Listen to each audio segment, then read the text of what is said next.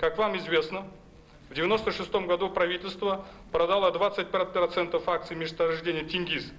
Затем началось привлечение инвесторов на шельф Каспийского моря. Поступившие средства составили около $1 миллиарда США.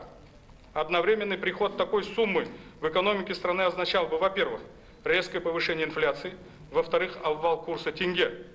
Президентом тогда было предложено организовать национальный фонд, который, как известно, создан только в прошлом году. Но тогда время было тяжелое. В той ситуации парламенту тоже нелегко было принять такой закон. И у главы государства не оставалось другого выхода, кроме как принять всю ответственность на себя. Тогда был подписан соответствующий указ о секретном валютном фонде как резерва правительства на случай экономического кризиса и угрозы безопасности страны. Я подчеркиваю, президент действовал исключительно в интересах страны и в рамках законодательства Республики Казахстан.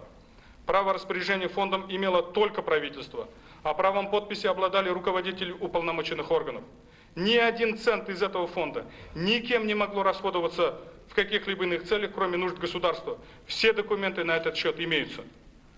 Вот они здесь, секретные документы. Здесь все подписи тех лиц, которые готовили эти документы.